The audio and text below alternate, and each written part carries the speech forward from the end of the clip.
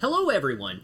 It's been a while since I had a musical instrument in my hand rather than just talking about Smash Up in one of these videos, and that's because in July of 2021 I broke my back and I didn't get out of the brace only with a sound bone again until last October in 2022.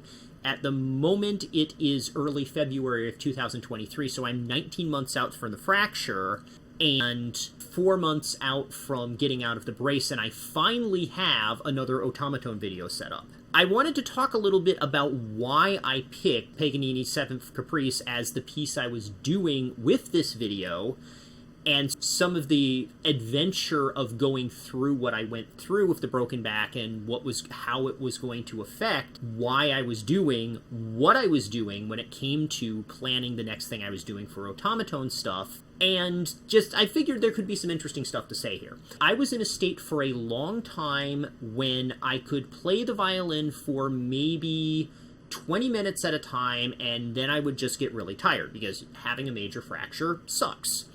The specific things that gave me trouble were having a bunch of weight pushing down because it was a compression fracture, and especially if the weight was unevenly distributed, because when you play the violin, you've got stuff on one side rather than the other. And even though this isn't a lot of weight on one side, if I've got the weight in the same place for 20 minutes at a time, it's going to be trivial for a healthy bone, but when there's a fracture there that's healing, after a while it starts to not be trivial, and that has something to do with why I tended to have about a 20-minute clock while the bone was still broken. The other thing about the violin that was giving me a bit of a funny issue is what I was trying to avoid was stuff that was kind of like lifting. And so weirdly enough, playing loud wasn't much of an issue, but playing soft was. I play loud by pushing down, and just pushing down like this, right side on left side, that doesn't really do too much. At least it didn't do too much with the particular issue I had. But pulling up to go soft, when we take weight off the bow, I'm actually continually pulling up a little bit here. I think that was a bit more of a problem for me while I had that injury, and it's one of those things that took a little longer to come back. So what this means is when I had to decide what I was going to practice, it's like I have a 20-minute clock. I want to avoid getting too badly out of shape at playing the violin because, that is what I do for a living.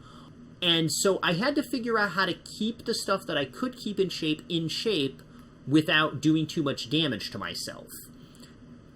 To make a long story short, I ended up playing a lot of solo Bach and Paganini, stuff that is very difficult but doesn't last very long, and specifically is very difficult for the left hand, because fancy stuff here rather than simple stuff here doesn't really change. It's just my fingers. It doesn't really change the amount of total strain that's being put on my body. And also specifically, one of the things I wanted to work on while I had a long break from playing the violin was playing the violin exactly, rather than almost exactly, in tune.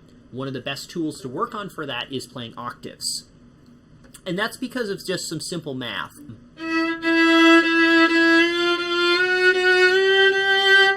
When I play something that's in octaves, the way the sound waves work, the upper note has exactly 2 waves for every 1 wave that the lower note has, and that means that every single time the lower note finishes a wave, it should be lining up with the upper note. That in turn means that it's really easy to tell if I played it a little bit wrong. If I go just a little bit off pitch on an octave, there's like this almost buzz sound.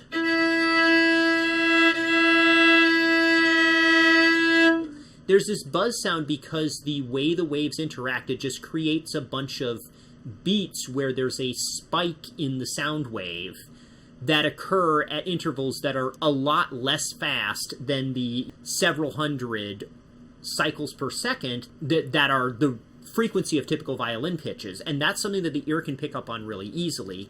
That means that if I'm practicing something like...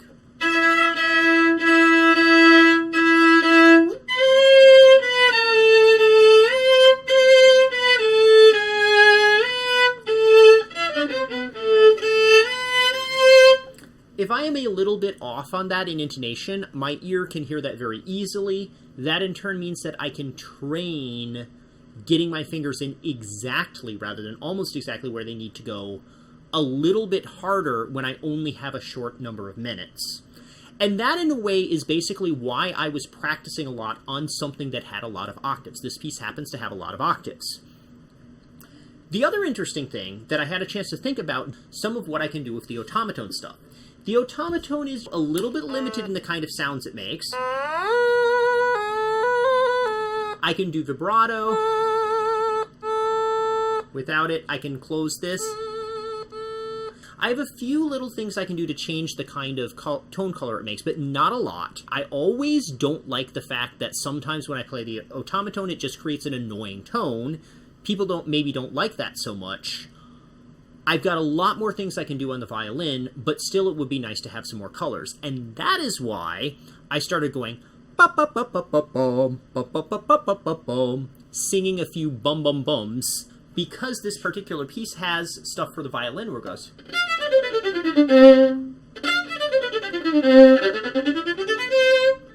Very short, sharp notes, and the Automaton doesn't do that well. The Automaton, it just turns on and off. Like, I can make sharp notes like that, but the Automaton doesn't really articulate. It doesn't have something special that starts at the start of a note. And what this piece is about on the violin, or at least what that part of the piece is, when I stop the bow like that repeatedly, it makes a particular articulation at the start of the note. Automaton doesn't do that well, but going bum, bum, bum, bum. A tongue, when it applies an articulation to the human voice, a tongue can do that. So I looked at this and said, you know what, I should add in a third sound besides just Automaton and violin. And that's why you hear just a little bit of voice work in here.